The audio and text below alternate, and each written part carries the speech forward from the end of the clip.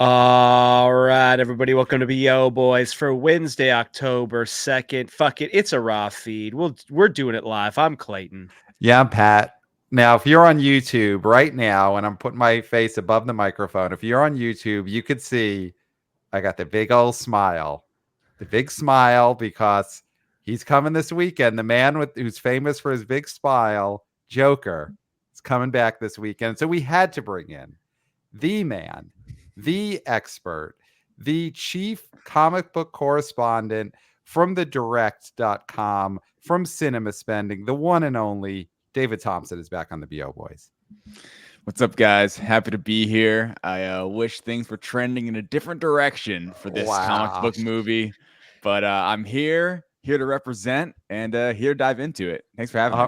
All right. I mean, this is, we thought when we talked about, of course, David's going to be our Joker Folie Deux guy. He's always the big comic book movies. He's our guy. We figured months ago he's going to be coming here and predicting $100 million, $150 million.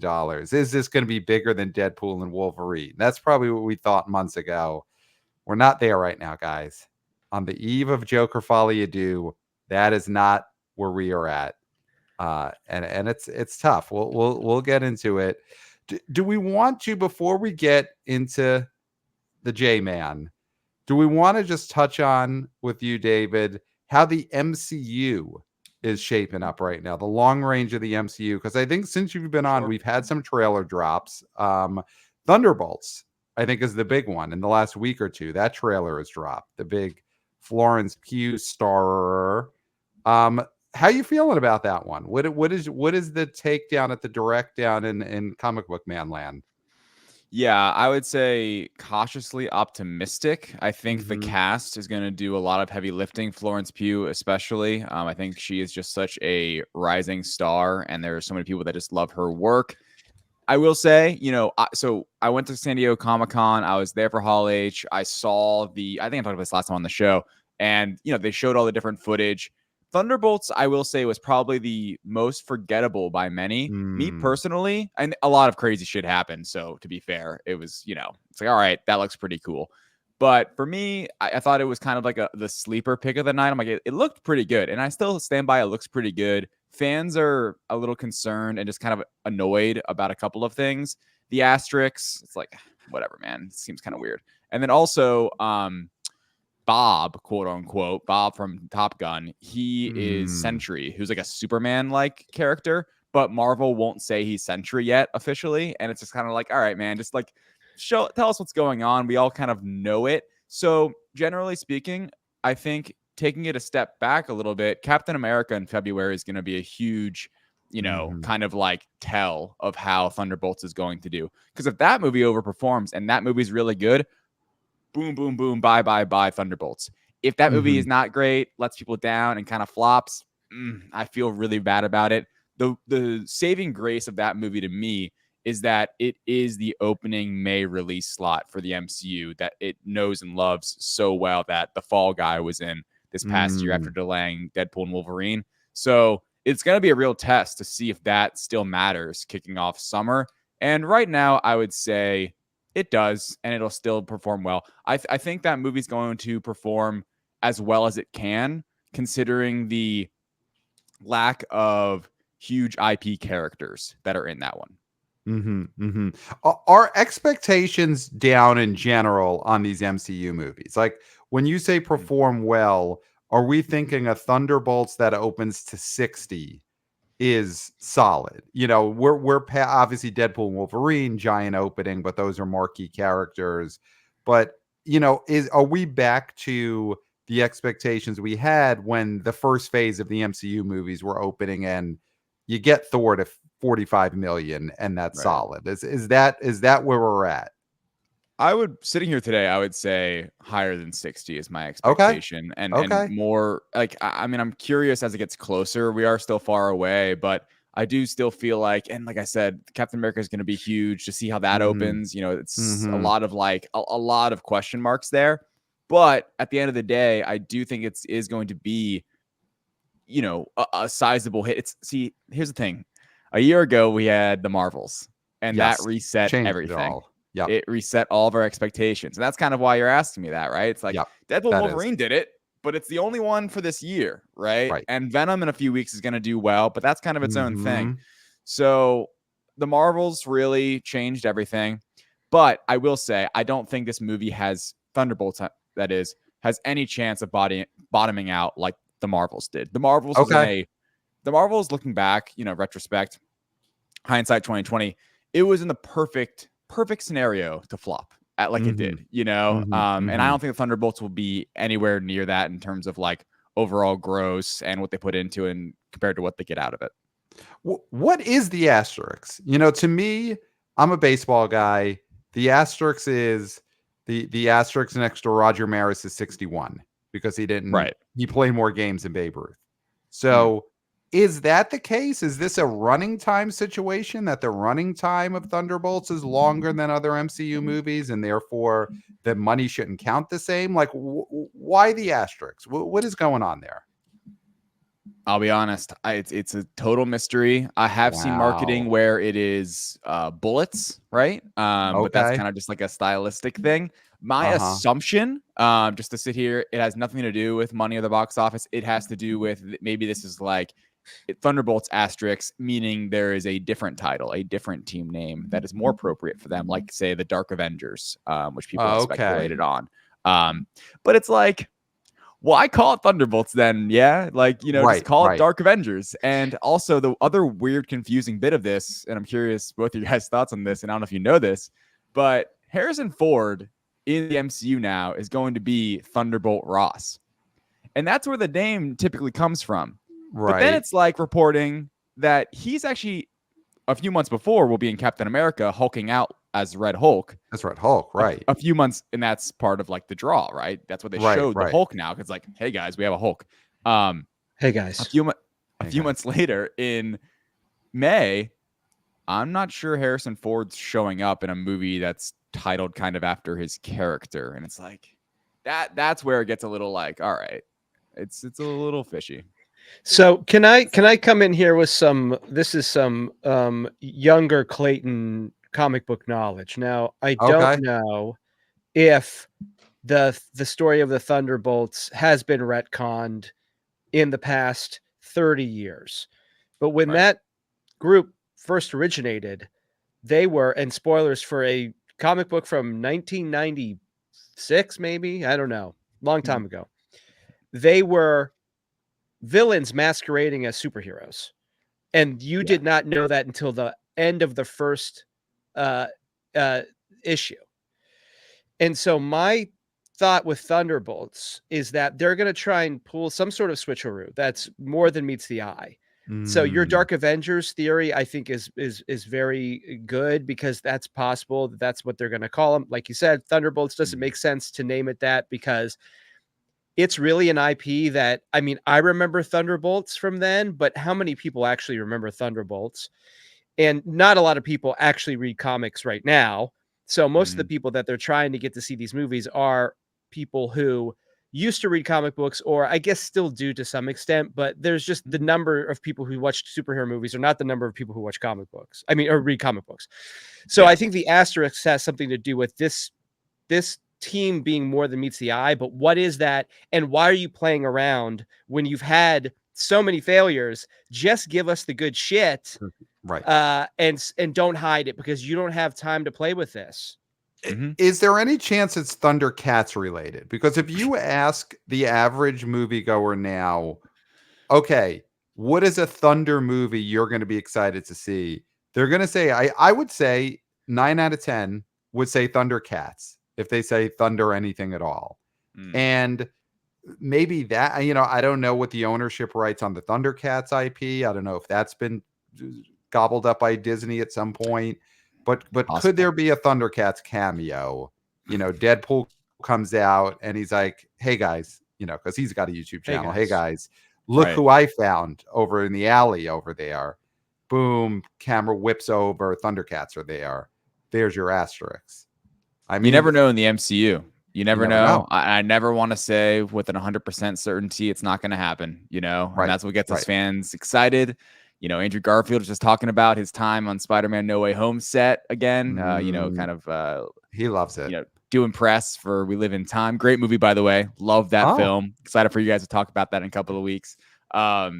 It's just exciting to know that in the MCU, anything can always happen. So no, there's no way I can say that with 100% certainty that will not happen. Wow. Well, all right. Well, you heard it here first. Huge scoop. The Thundercats, you can't rule out that they are in Thunderbolts. You mentioned a comic book movie that I even forget is a comic book movie that's coming out in a few weeks.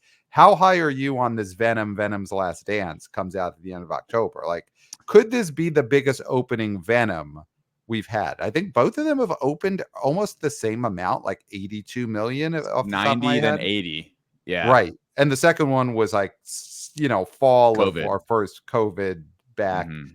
So this should be bigger. I mean, is this feeling to you like the comic book fans are still into Venom? We're back, baby. I'm going to come on here in a few weeks, and I'm going to be gloating about how high this movie's going to get opening weekend. I'm on it. I'm in on 100 million for Venom 3. I think there is a refined fan base for the Venom movies. And I don't know why. I don't know how. I'm not even personally a fan. I'm a massive Spider-Man fan. And that's kind of the reason why people get so into it, because it's like that there is some connection. But people also just love Venom. Like, he is such a huge thing. Tom Hardy is the character. And like, for as bad as the movies some say are, which I think, for the most part, yes, they are. People enjoy just watching them, and they enjoy the characters, and it's so silly and ridiculous. And it is interesting, because we're going to talk about Joker obviously today. And like, while that's not trending in the right direction, Venom absolutely is, in a surprising way, even to me. And Clayton is a big Venom guy. Yeah, so I was just going to say, so, David, I respect everything you do. I respect you as a person, and I respect your fandom, but I'm not a superhero guy when it comes to movies. But I told Pat, we saw this trailer before, I think Saturday night, and I turned to Pat and I go, this is how I like my superhero movies. That's my speed. Just incredibly dumb. Ridiculous. Over the top performances. Yep. No real, there is continuity, sort of, I guess, but it's like with these movies, it seems like there's just here's another person or some aliens trying to kill Venom, and here's a symbiote horse. And it's just the sort of stuff that I like, where I don't have to have seen all the other movies to be invested in it. Yeah, and I do have one fun little thing for you guys. So this is part of the reason why it's trending so high. Is the new rumor is that the movie will connect to the next Spider-Man movie in a really real way. Okay, and that we'll dive into it when we get there. Because I don't want to completely blow everything on that movie right now. But there is box office wise, everyone kind of knows you're going to get, like you were saying, but box office wise, it really is. It's trending in the right direction. And no Michelle Williams though in that one, right? She's. I don't think so. She's had enough. Mm-hmm. Should we tell Ejiofor's in it as a different character than he is in the MCU, which is pretty funny. Right. Cashing checks on both ends. That's just whatever. Just go for it. And last one before we get to, and we've been pushing off this Joker Folie you do, but one more. Kraven the Hunter, that is still coming out as far as you know in December, dated December 13th. Any chance they put... You're bumming him out, Pat. I thought maybe he'd be excited about it. Yeah, saying, you know what? Know. I've heard for new screenings they did a little tweak, and now actually it's good, and it's going to be a huge hit. So is that the case? Have you heard any tweak in the edit room, and now they figured out the magic formula to make Kraven a great movie? Yeah, I've heard about those. I also heard about them for Morbius and Madam Web, and that's what we're gonna get with Kraven. So here's the thing. Wow. Sony has Sony Pictures hasn't. This you're getting into the deep dive of David Thompson here. Sony Pictures has not understood how to use the IP of Spider-Man since 2005, right after Spider-Man 2 came out.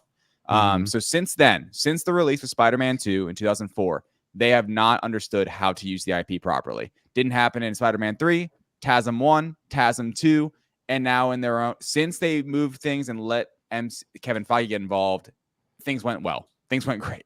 But then they're like, oh, let's do Venom, and Venom 1 making $1 billion or whatever it did, making so much money more than we could have ever imagined, really set everything up for failure. Because people like Venom. People are big fans of that character specifically.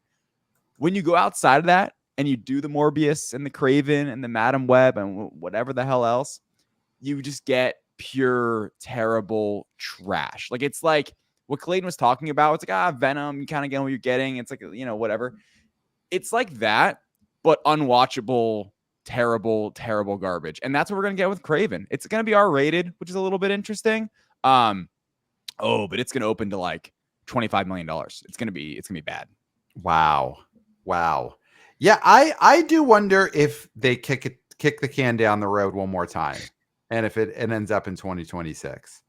It's a really bad time. It's really busy when it's opening, and it's like, right I guess before because Christmas. It's R-rated, they're gonna it's got Sonic, Mufasa, it just seems totally buried to me. No marketing. I assume there's going to be another trailer in the next maybe couple of weeks, to play in front of Venom 3.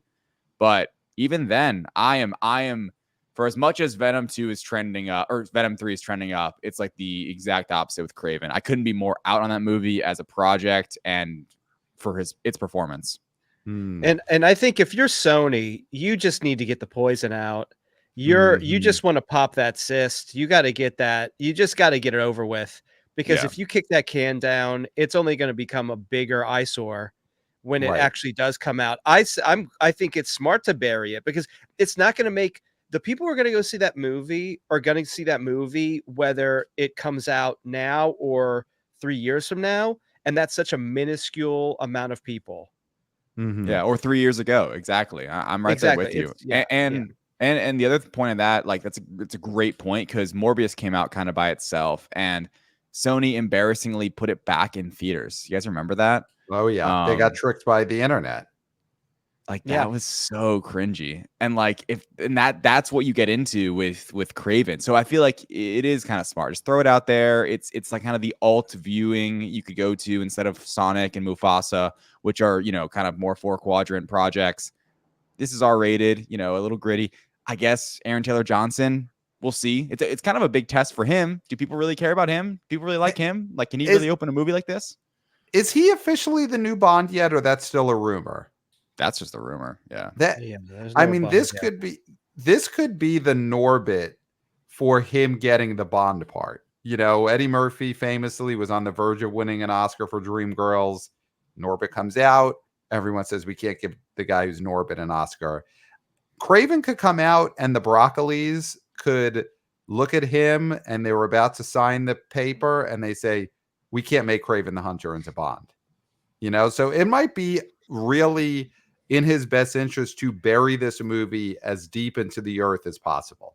If I'm Aaron Taylor Johnson, I'm saying, can we put Craven in the vault with the Holocaust clown movie from Jerry Lewis, with the Batgirl, with the movies that cannot be seen, with the Looney Tunes movie?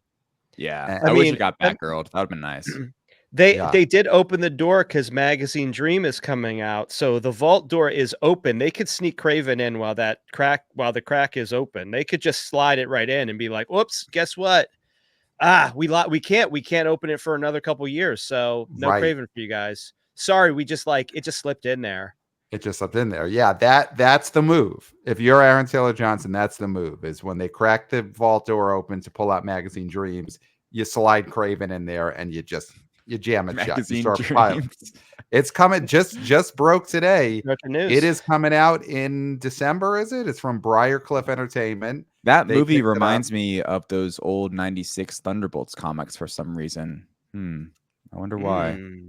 I wonder why. Well, guys. Now, but before we get to that, though, I just have to say something. Before we get to Joker, Folie do, and we will get to it. We will. We have to do it. Back on Morbius, really quickly. Okay. Is there a chance? And I don't have anything against Sony. I think they keep their budgets low. I like a lot of the stuff that they put out. But is there any way that we could get another Morbius re-release trying the same thing. Just get the people to be like, no, this time we'll see it. Just really blanket the internet with memes and be like, we're Yeah. sorry, Sony. We're sorry. We didn't Yeah. mean it. Sort of like in Silence, that the famous performance in Silence, Scorsese Silence, where the gentleman in there would say, I will not step on the face of your God. I will not step on your face of your God.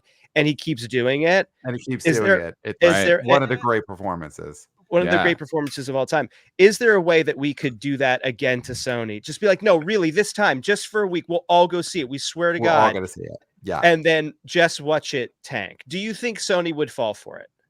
I think Sony would definitely fall for it. If Sony got the same juice and online buzz that like the release the Snyderverse or the release the Snyder cut and like release the Ayer cut right now for Suicide Squad. If Sony had the Suicide Squad and David Ayer, that would have already released the David Ayer cut. No doubt about it. Sony's just, they're dying to have people interested in anything they do comic book wise. That's not just Tom Holland's Spider-Man that they don't get all the money for, they have to split that. Yeah, so we'll just say we want to see it before Craven. We want to see it before Craven. Just put it out before Craven. Right before Craven, Double we'll watch feature, that, and then we'll watch Craven, and then we don't go see Morbius, and we don't go see Craven. Yeah, I mean, if there was a place where this movement can start, it is at the Direct. It is David Thompson and the Direct. They've got the power there. I'll push that.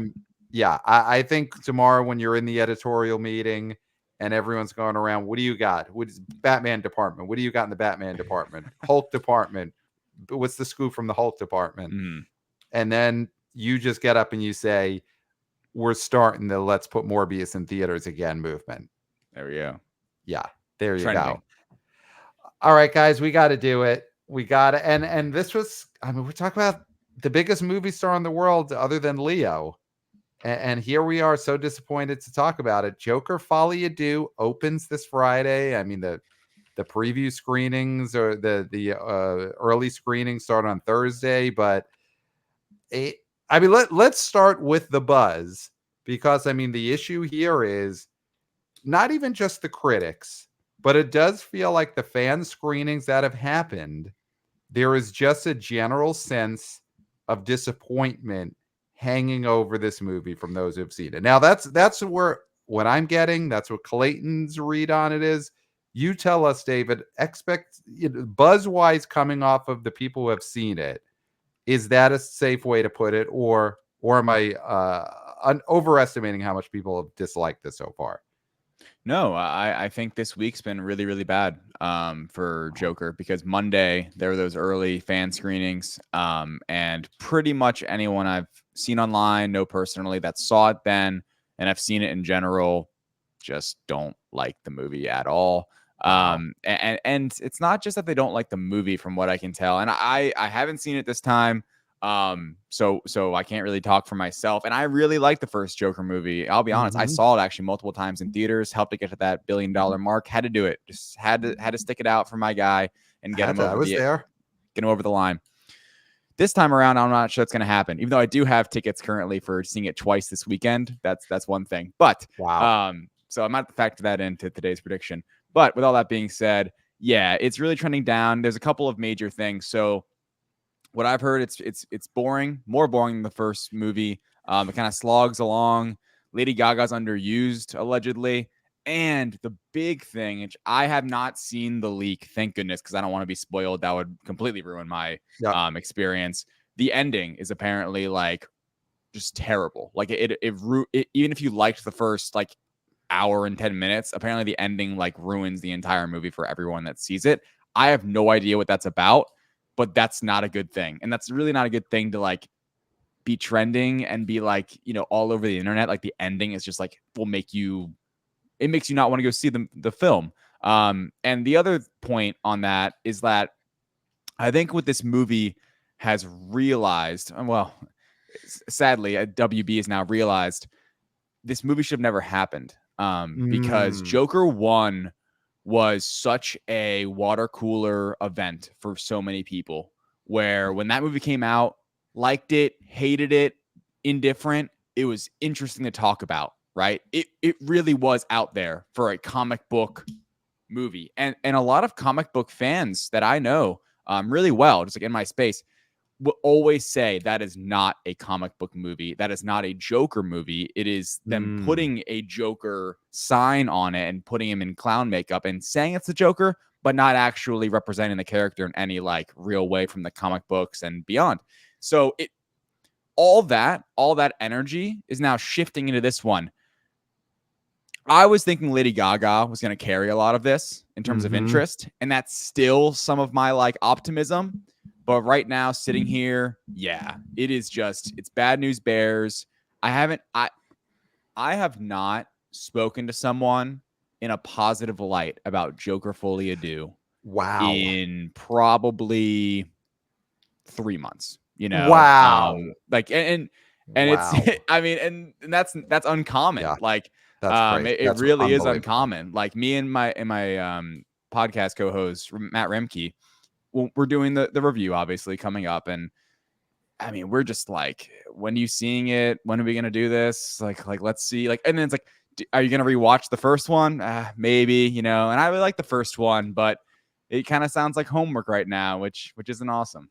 Wow. So I mean, so much to unpack there. Let's start here because the great Scott Mendelson, the box office daddy, the icon, the legend, he always says when it comes to critical reviews, especially for a comic book movie or a big spectacle, it's not the thumbs up or thumbs down that matters. It's whether that the reviews are saying the things in this movie are things that audiences will be excited for. So you could have a bad review of a movie that says, oh, this movie's going to have dinosaurs stomping all over the place and it's going to, and all this action, and I don't like it.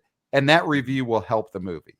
But I think the reviews you're seeing for Joker, Folie Deux, they're saying the things that are going to be negatives for the audience, which is that it's boring. And that was not, the first one didn't get great reviews across the board either. The first one had like 68% positive. This one's at 62%. So on the surface, not that different. But I think the problem is all the reviews and all the advanced buzz are saying this movie is bad because it's boring. And that is going to be what drives down ticket sales. The first one, you had a lot of, I hated this movie, but I hated it because it went so far. And I hated it because of how dangerous it was. And that's going to make people go. But when you hear the B word, the B word boring is bad for box office. It is. And the first one got into more of like almost like a social political conversation too, that got people like really excited, and just kind of like it was the question out of that movie was like, what does this movie say about mental health? Is this a positive movie? And that all that went through all the way until Joaquin Phoenix, got up on stage at the Academy Awards. And I think his performance in that, I'll be honest, I thought it was immaculate. I thought he was throwing 105 across, home plate. I thought it was awesome. I in terms of like performances, it's one of my favorites, at least in recent time. I think he's and it's just a chilling movie. It's not for everyone, but everyone wanted to go see it. And this one's going to be not for everyone, and not as many people are going to go see it. I do not think, I will say, I do not, I'm curious, Clayton, you guys' thoughts.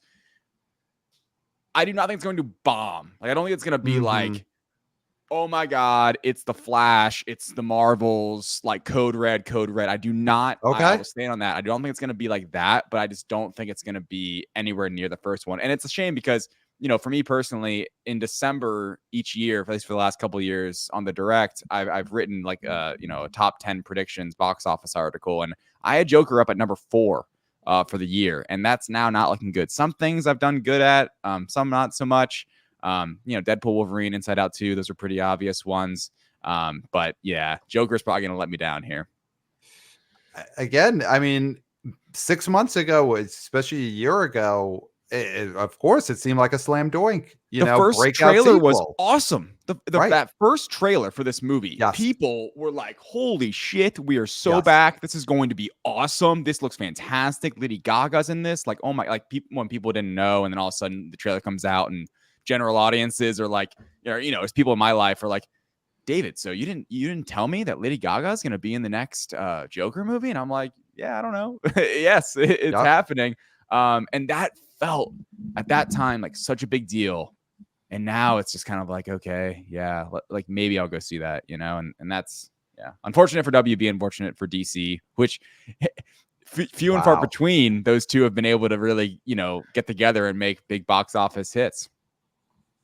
Yeah, it's the Gaga thing. What I'm hearing too is people are saying that most of the shots and moments in the original trailer that everyone was excited for are not even in the movie. That the Joker and Harley Quinn dancing down the stairs and a lot of the Lady Gaga musical stuff that people were excited about from the trailer are actually not in this movie. And once you start hearing, you don't want to hear that 2 days before the movie comes out, that people are starting to say, I'm not even going to get what I was promised in the trailer. I mean, that's some rough stuff. You know who is probably the most upset right now? Who's that? Is James Gunn. Okay. And the reason being is that I know this takes place outside of the regular DCU. It's not attached at all to either the Batman, which is not attached to James Gunn stuff, or this new regime that's starting with Superman. But this puts another disappointment on DC's name, because most people will only see, oh, this is DC, it's a DC movie, so I'm going to throw it in with everything else. And I think that if you're James Gunn, you're trying to rebuild DC with the Superman movie, which he is such a difficult character to make anybody give 2 S's about. And if you could have had a Joker sequel be huge, it didn't have to be as big as the first one, because like you both were saying, socially, culturally, it made such an impact. But if this thing could get to 800 worldwide and make like 2 something domestic, 250 to, I mean, that would really be huge momentum wise for a DC movie to do that well. Right. And then it's just, it feels like also this is sort of mean to theaters. Like, this is an attack on theatrical, because these are the sort of movies that should be slam dunks. These are the sort of movies you shouldn't have to worry about. Okay, Joker Folie Deux coming out. That's great. How can we uplift another movie using this tentpole? And Todd Phillips, Pat's boy from way back, seems to not care about theaters, because he wouldn't release a movie this boring and anti-fan, from what I'm hearing, if he cared about theaters. Because again, the first one did what it did.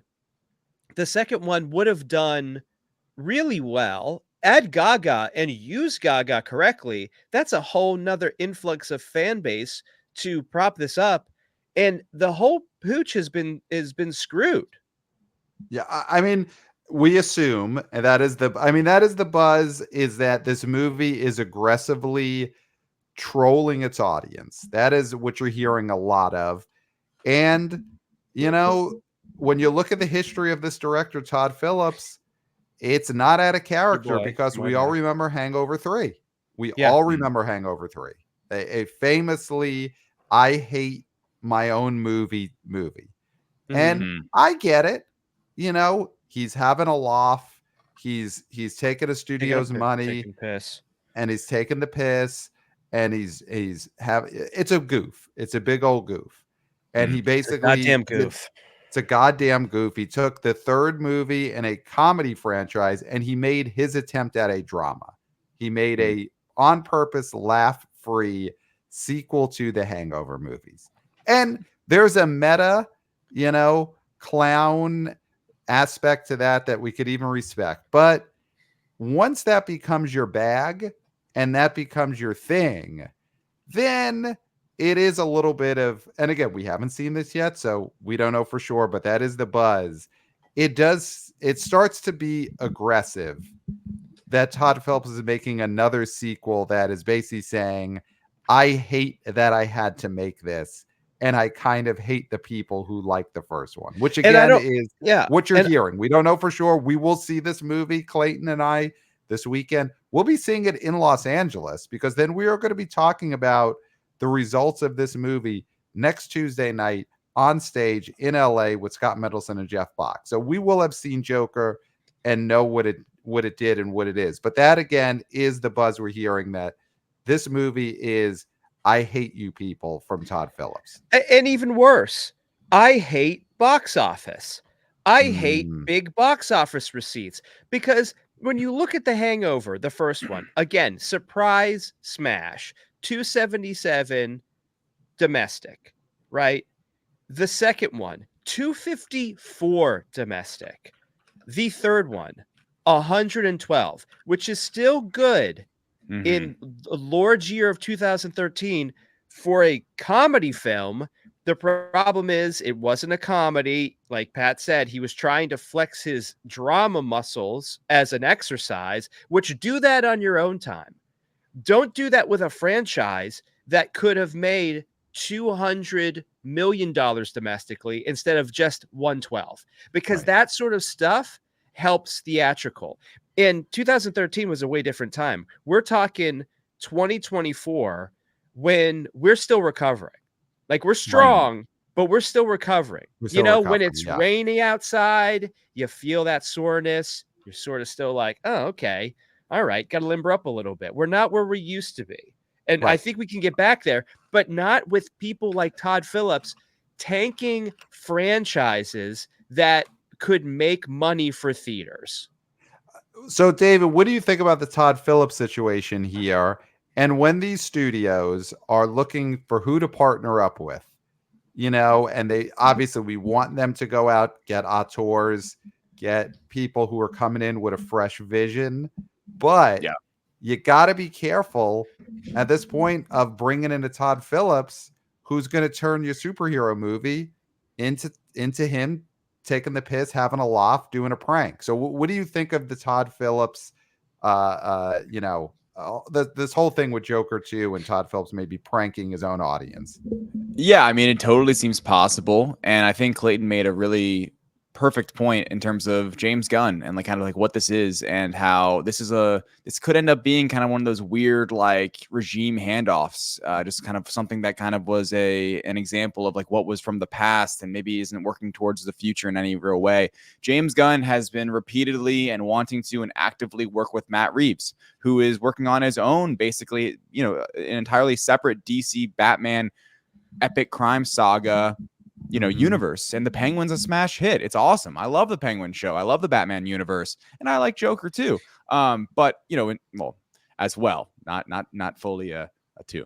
But with all that being said, I just feel that in general, I mentioned it earlier, it's a movie that it probably shouldn't have been made. It's only being made because of the goo goo gaga bucks it made the first time.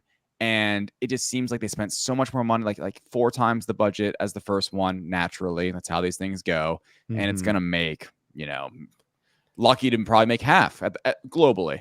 We'll see how it does domestically comparatively. But all that being said, I'm still cautiously optimistic about how it's going to do. I do think that it will. The problem is, if everyone hates it, that's only just going to diminish the DC branding a little bit more.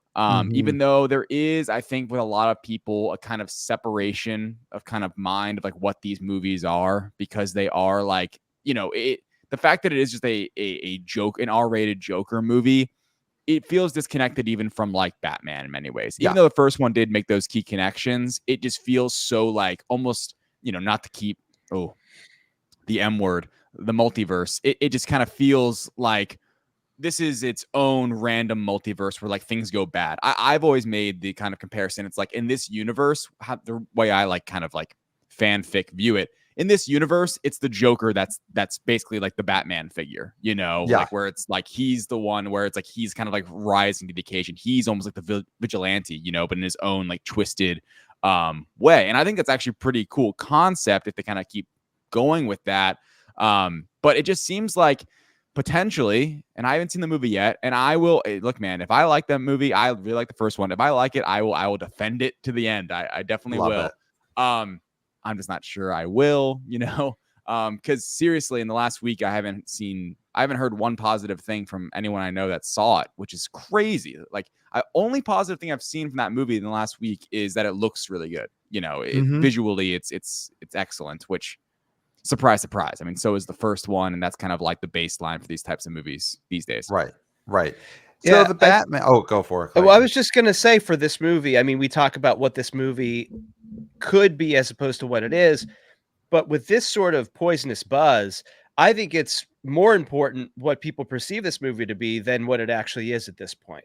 Just because it is so big, and it's coming off such a big first one, that this is how people make their decision. Like we say, tweets aren't ticks, but this isn't just tweets. This is reviews, and we're not critics, and sometimes critics are wrong because, like we've said, the first one people didn't necessarily love critically. But when you bring the fans into it, and fans who have actually went and saw the movie, not just on message boards or on Reddit reading spoilers or extrapolating details, they actually sat their butts down and saw the movie and walked out of it stunned. You're hearing people say everyone was stunned. That sort of thing makes people second guess seeing this. Yeah. The Batman, you mentioned that, how there's the Matt Reeves Batman universe, and The Batman was a huge hit in what was that, spring 2022? Open to 130 million. So open to as big as a sensation as that first Joker was in 2019. The Batman is still the Batman. He opened to 130. That there was a tease of a hook for the second The Batman, where we're going to bring Joker into that Matt Reeves universe, which may or may not happen. It was the Banshees of Inisherin kid is once he's done humping a grave, is going to come over and be Joker in the Reeves universe. If this movie does a underperformance, and if people don't like it, I mean, Joker's one of the biggest movie stars we've ever had, but can this even taint him for use in other movies? We've had a bad Joker with Jared Leto, or at least a Joker that most people didn't like, and that didn't really taint the character. But is there a chance that if this Joker annoys everyone, that could be a problem for Batman universe Jokers?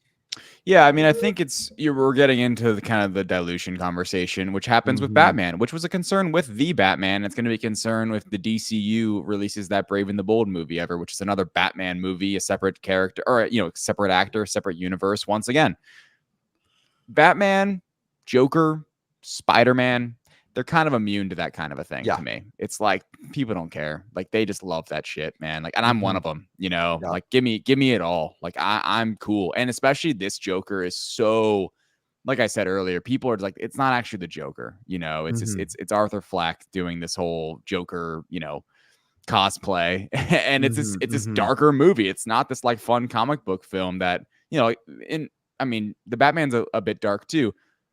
The Batman's way more beloved than the first Joker movie. And that's just because that is one of our guys. That's maybe the top superhero character in terms of like, popularity, one of the top, that is. And, it's just going to keep happening and happening and happening. So with all that being said, no, I think if they want to bring back Barry Keoghan for the Batman 2, if that's in their plans, it won't matter. And what's cool about it is like Jared Leto did a disservice. I think Joaquin Phoenix kind of upticked that. I don't think this movie will be able to change that much at all, honestly. And because Joaquin Phoenix is such a great actor too. Like, I'm not sure Jared Leto is, and I'm not sure it's going to be Joaquin Phoenix's performance as Joker that's going to be like the issue potentially. But anyway, with all that being said, no, I think, and there's a possibility we get Barry Keoghan's Joker. We got another Joker in a different universe, and there's been TV shows. Like, it just keeps happening and happening and happening. And Joker, Batman, those characters are honestly Superman to a certain extent.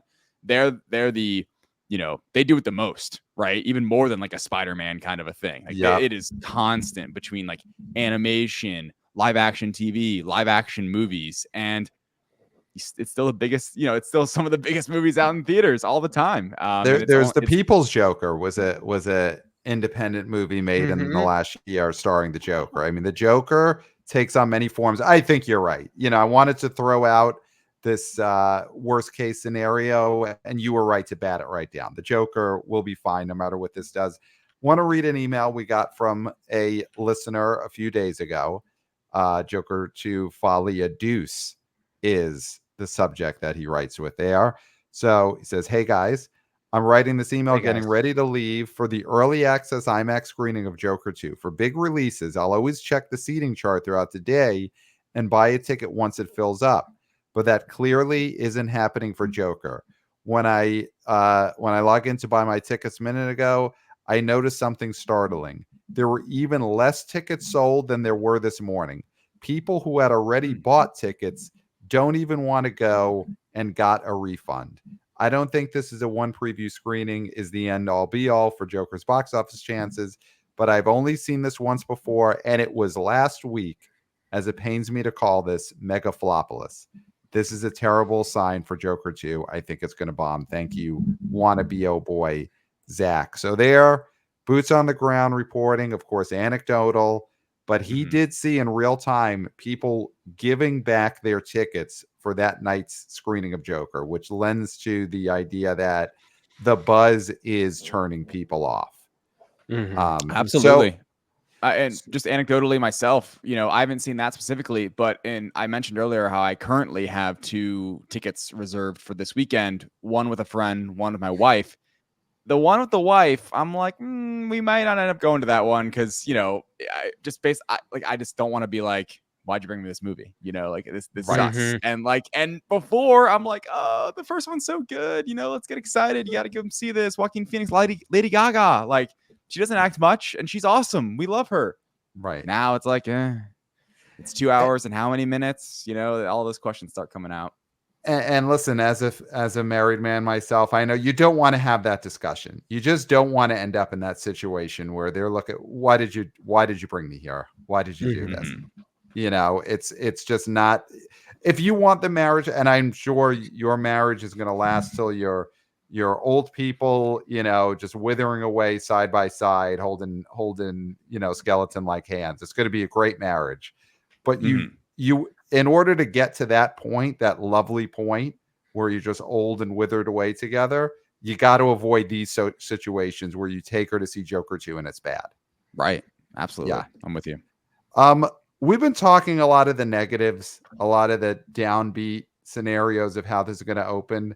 David, I'm going to put you on the spot. Give us the optimistic scenario. Is there a scenario in which whatever we've talked about actually doesn't matter, and this movie is still going to be a hit? Is there that case? And if so, what is the way in which that could happen? What is the strategy maybe Warner Brothers could use on this last day, or what's in the air that we're missing?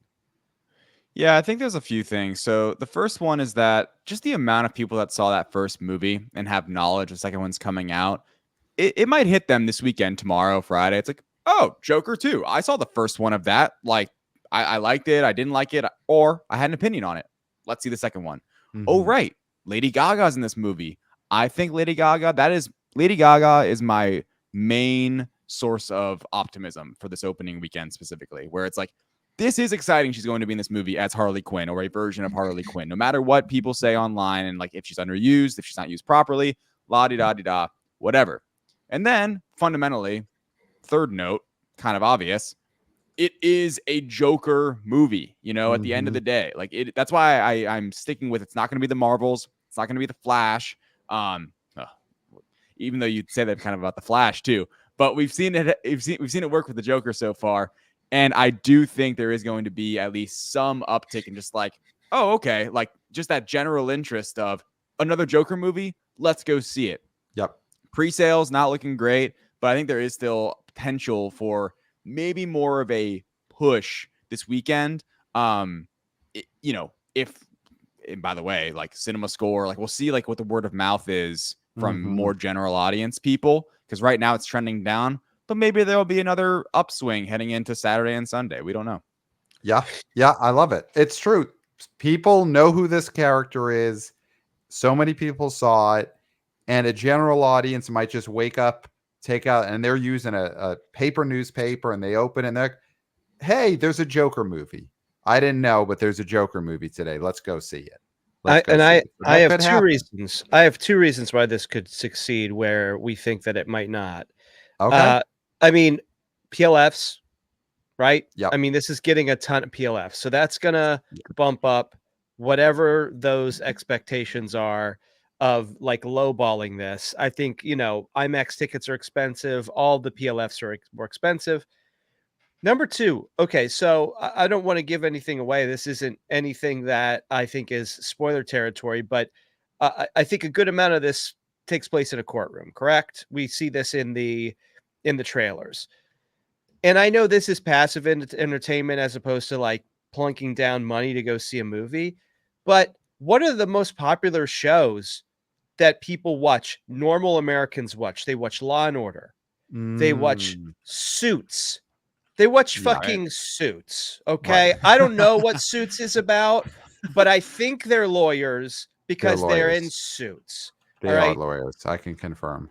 And they're thinking, hey, take a marquee movie character like the Joker, who is, I think, defending himself. So he is playing a lawyer. Mm-hmm. They're thinking, whoa, marquee character that we love in a genre we love, which is courtroom drama. Mm-hmm. I'm there. I will get out of my Barca Lounger to see this. So I think there's a possibility there for that this is like, it's like Suits, but the Joker is one of the suits. One of the suits. That's I haven't and he's seen got that a purple tweet suit. yet. Yeah. Yeah. It's like, coming though. It's coming. Thursday night, Friday night. Yeah. Hashtag purple suits. Hashtag purple suits. So he wears a red suit in these damn movies, man. That kind of bugs me. He wears a red suit. Whatever. Well, I mean, that's the type of thing that could turn people off, is once that gets out that he's got the red suit. See, Todd Phillips, he couldn't even do that one thing, give us a purple suit. He couldn't even give us a purple suit. It had to be a red suit. This guy would direct a Jackass movie and there'd be no pranks in it. That's how big of a prankster he is. There'd be no pranks. He would do a Jackass movie and there's no testicle stuff. That's his big thing. No testicle. He would do a Spider-Man series, but it's with no webs and Nick Cage and right. Yeah. Never mind. Wow. Wowie. Guys, we just got just seconds ago an email from a wannabe oh boy. He has not seen the movie, so no spoilers here. Okay. But we got an email. Subject says Joker concerns. Okay. And hey, B.O. boys. Wannabe oh boy and fellow Coastal Elite Anthony here. If you recall, 5 years ago, prior to the release of Joker, there was nationwide concerns and worries of violence possibly occurring at theaters. Obviously, that never happened. But do you think we should still be concerned about the sequel? Not about violence, but possibly about audience members singing along and dancing in the aisle, since it's a musical and B, stars Lady Gaga. What I want to know, B.O. boys, is it safe to see Joker Part 2 in theaters? From wannabe oh boy Anthony, who has also said he will see us next Tuesday at the live show in Los Angeles. So we get to meet this man himself. It's going to be a great night. So David, are you worried about this? Are you worried? This is a musical. Are you worried about singing, dancing, and then the trampling and eardrum bursting that could happen from those? Is that a worry? And will that keep audiences away, or will that intrigue them? Hey, man. I mean, it's nearly been a year since the Eras Tour movie, and we saw that madness, pure anarchy unleashing in theaters. I'm glad I didn't go see. I love Taylor Swift, but I'm glad I just saw her in concert, not the concert movie. That did not look very fun to me. It's possible, man. I mean, I'd maybe be a little bit more concerned about Wicked coming out and that happening. But you never know. We don't know how catchy the songs are going to be. So who am I to say? Right. Yeah, we haven't had the same culture critics and alarmists around this movie saying, be careful of the dancing, be careful that the singing could burst your eardrums, the way they were 5 years ago saying, hey, you're going to get, violently attacked if you go see Joker in a movie theater. That hasn't happened. And that might be a problem for the box office, because the first wave of warnings definitely helped the original Joker. So yeah, if there was more possible reasons to be concerned about danger, then that might have helped. Guys, I think it's time we get into our top 5 predictions.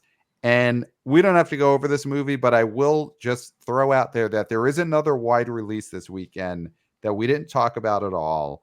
There is a movie called White Bird, A Wonder Story, which is a movie based on a book from the author of the book Wonder, which, of course, the Wonder movie, Julia Roberts, that movie was a gigantic hit that sometimes people forget how big of a hit. Jacob Tremblay. Jacob Tremblay. Jacob Tremblay. So this White Bird, A Wonder Story has no Jacob Tremblay. It is in the Wonder universe, I guess. It's in the WCU, the Wonder Cinematic Universe, but does not seem to be a proper sequel.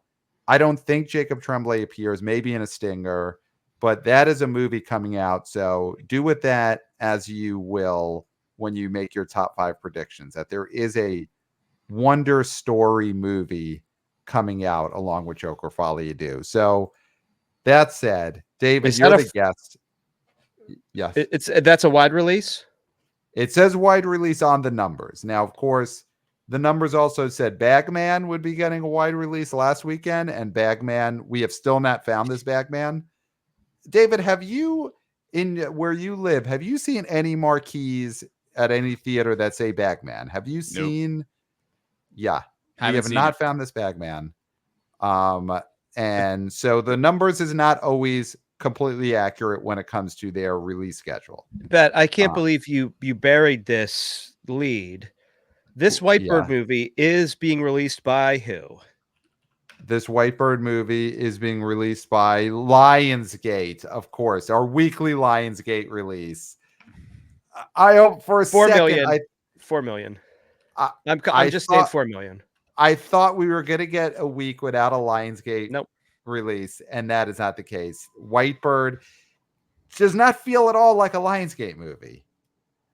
Yet it's a Lionsgate movie. Anything could be a Lionsgate movie. Anything. You could be a Lionsgate movie. Look at the person to your right and the person to your left. If you are not a Lionsgate movie, then one of them is a Lionsgate movie. Yeah. That's true. So that's my guess for that movie. 4 mil. So, David, you're the guest, so you get to choose. Would you like to go first, second, or third in giving your top 5 predictions? I normally go second. I'll go third today. I'll go last. Okay. So, Clayton, would you like to lead us off? Yeah, I'll go first. Now, currently, this movie, Joker Folie Do, they're saying what 44 to 55 is where they're targeting it? Or I'm seeing 50 to 60 on Box Office Pro is their range, 50 to 60 million. Gosh, there's so many reasons. I still think it's a big. I'm gonna go.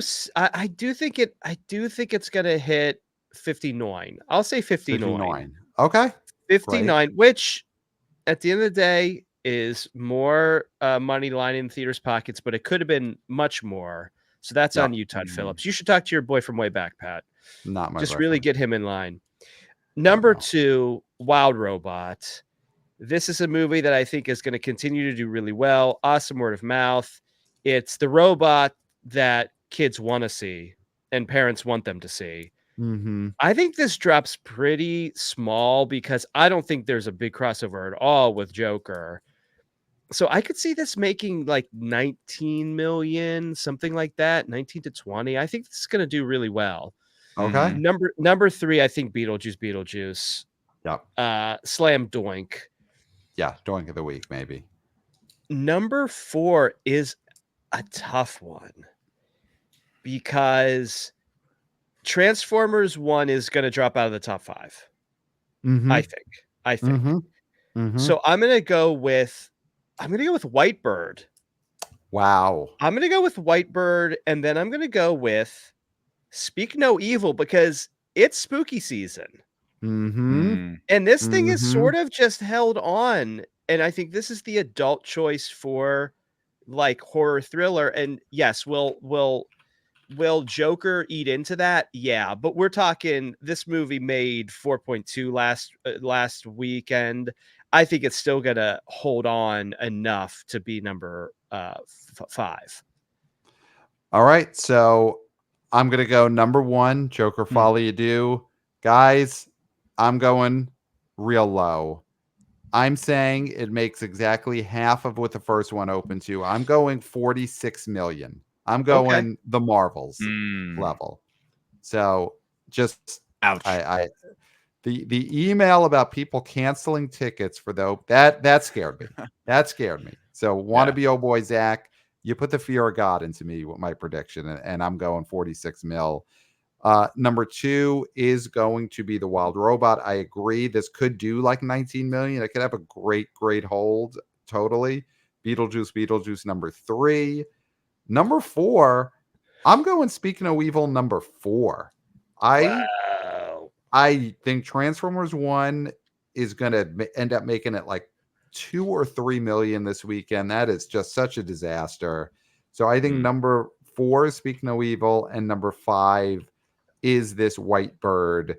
It's just Lionsgate. God knows if anyone knows this is coming out or how many theaters. Yeah. I mean, this White Bird could end up being in 800 theaters. I mean, we just don't know. We just how do you know? I think Speaking of Evil is just a movie that's going to be on more marquees than White Bird this weekend.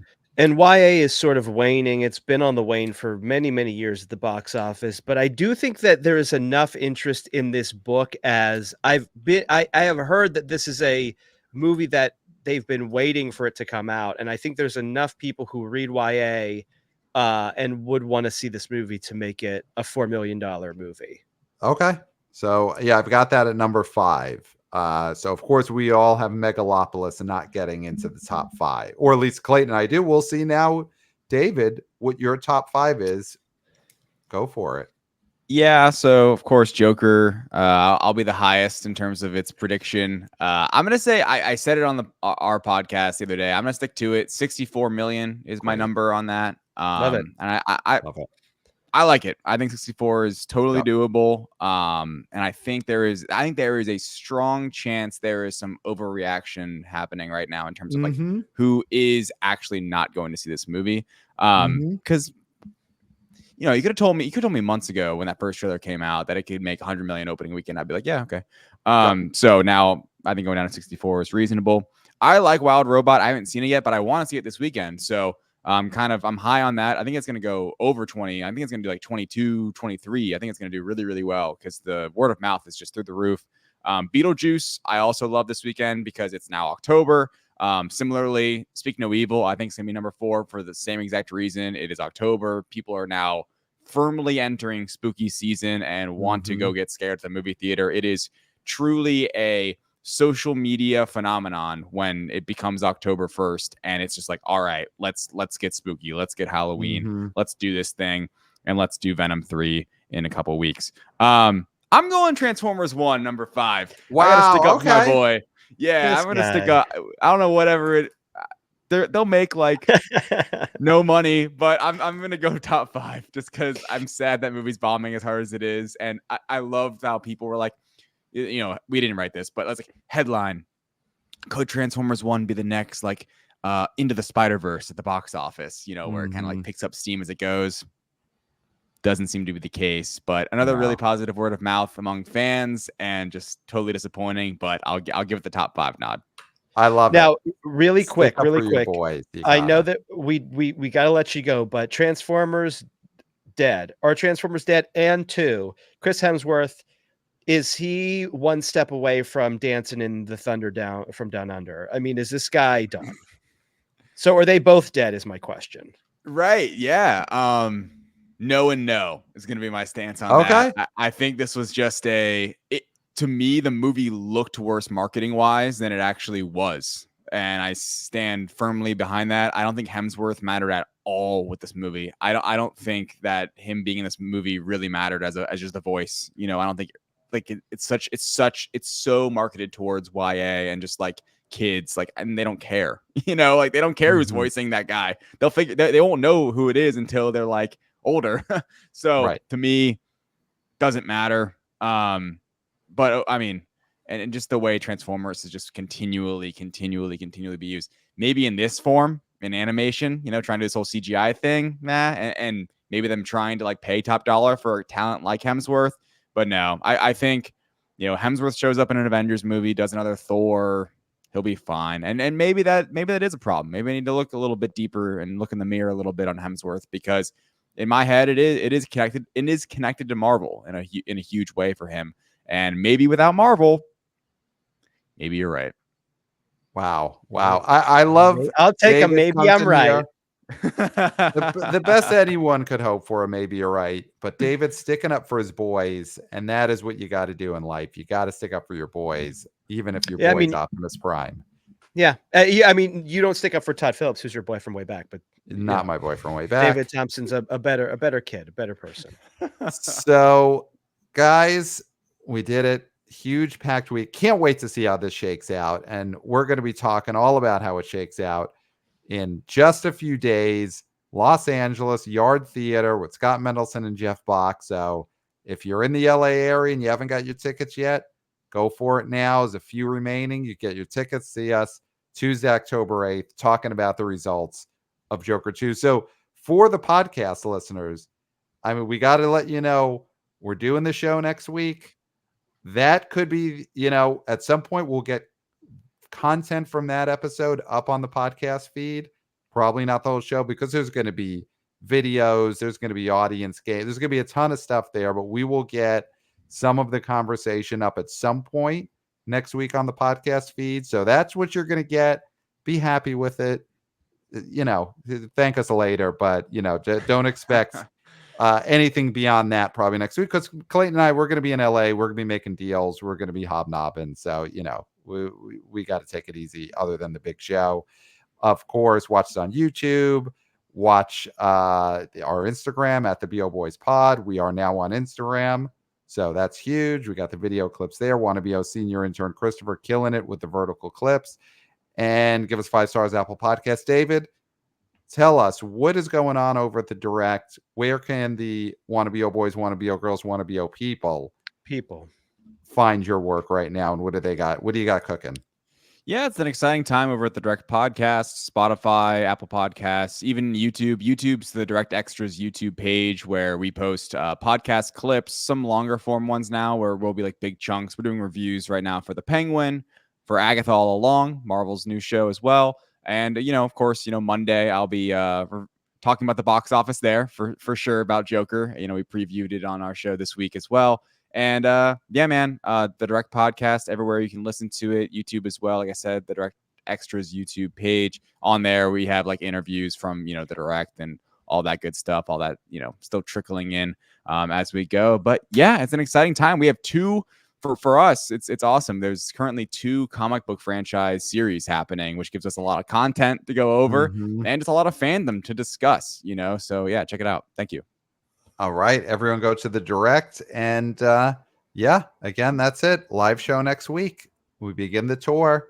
Good luck, guys. Have fun. And of course, David, as you know, David got a sneak peek, makes a cameo appearance in a video that we're showing next week. So David, you will be there. Your face will be on the big screen on the BO Boys live tour starting next week in LA. So you'll be there with us so soundly. No, yeah. I'm so and the Bobby Soxers are gonna just go nuts. They're just gonna be screaming when they see David Thompson's putting them up on that screen. Yeah. It's gonna be bigger than his face has ever been on a big screen in Hollywood. Wow. Definitely. Wow. Good for you, David. This is huge. It is. So thank you. That's all I got, Clayton. That's it. Go to LA. That's it. Pat, I think you've said it all. Yeah, I gotta get to the airport. Except for until next time. We'll smell you at the box office.